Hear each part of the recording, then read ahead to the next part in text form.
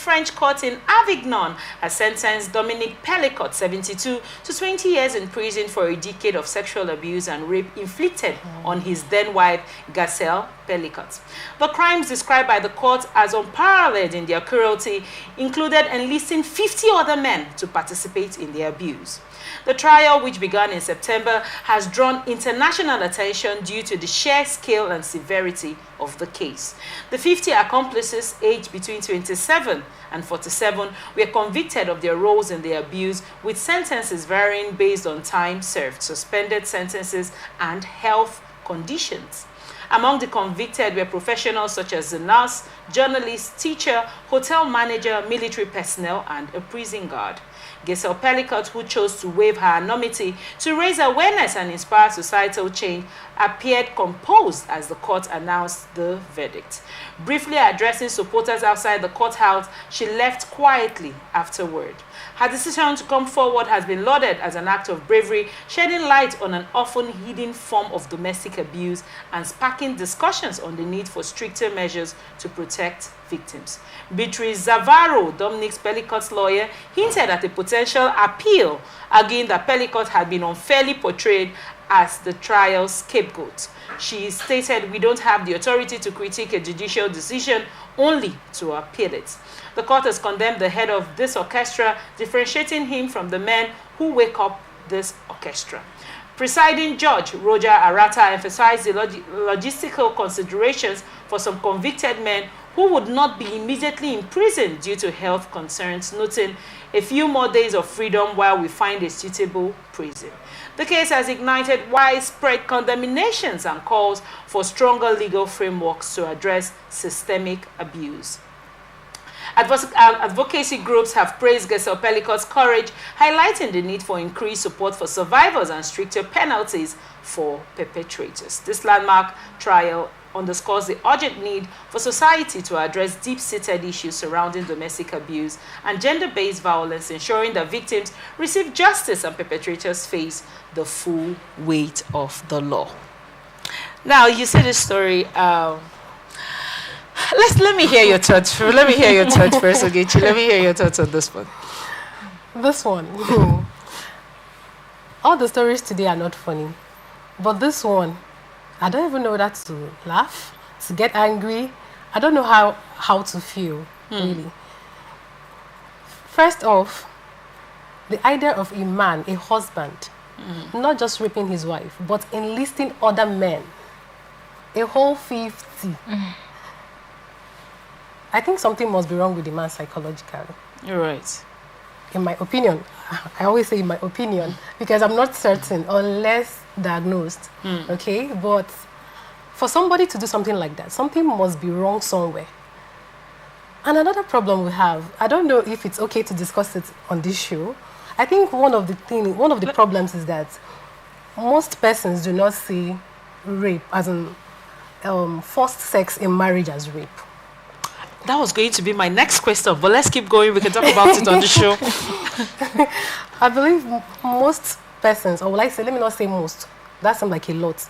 Some men do not see forced sex in marriage as rape.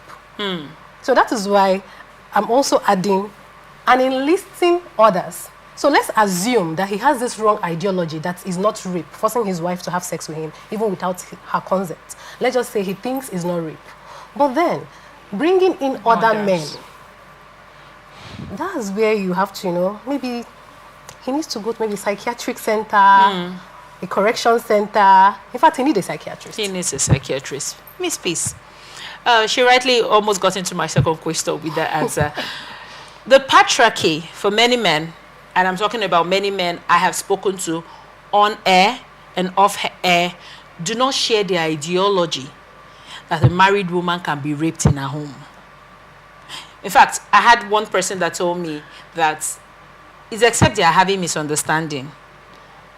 That is when it would be as if that normally, why wouldn't a woman always be ready for her husband when she, decides to get married? What are your thoughts when you think about the patriarchy state as we are as the people borrowing a leaf from the story to our system?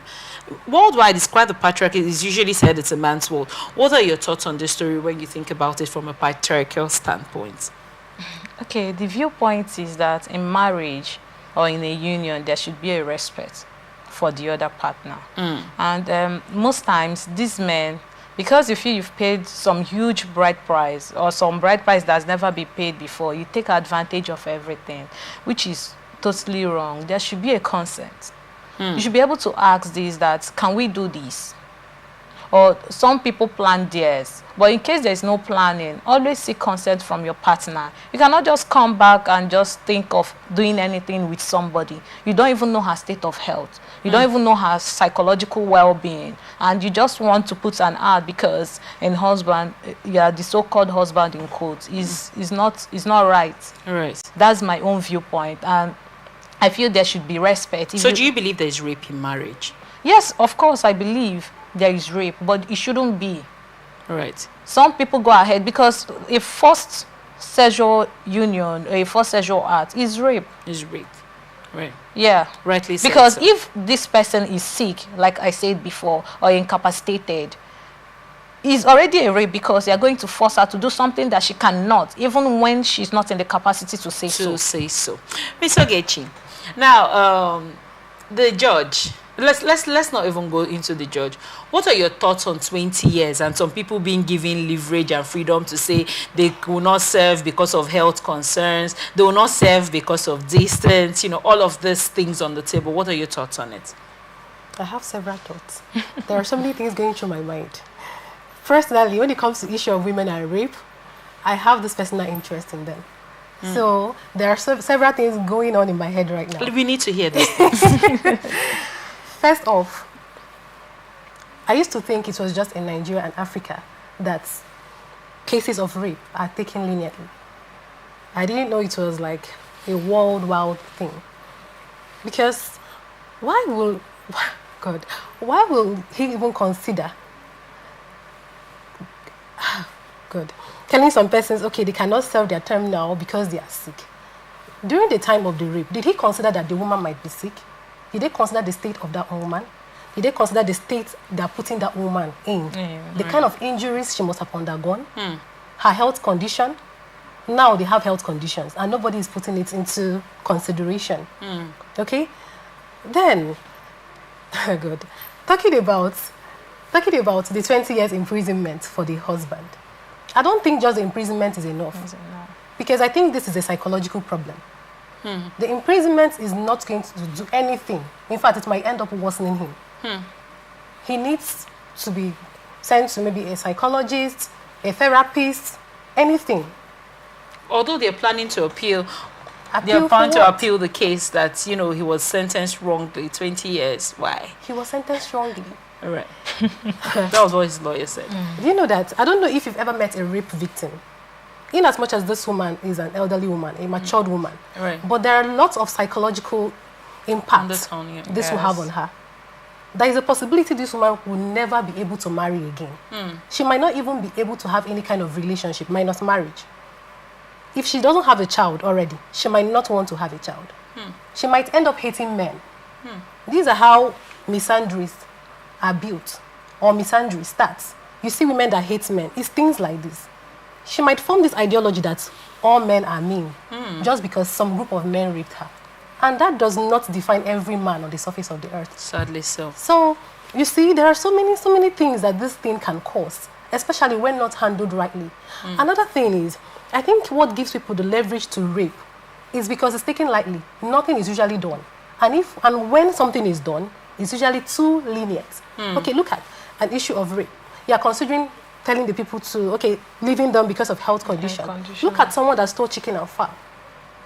Death sentence for chicken and fowl. Sadly. So a fowl is more important than a woman. Sadly. That was raped. Although just for us to wrap this topic up, the Ministry of Women Affairs has the Minister of the Ministry of Women Affairs and Children Affairs has gone to say the capital punishment. She's vying for the capital punishment to go for rape victims, rapists in Nigeria. Let's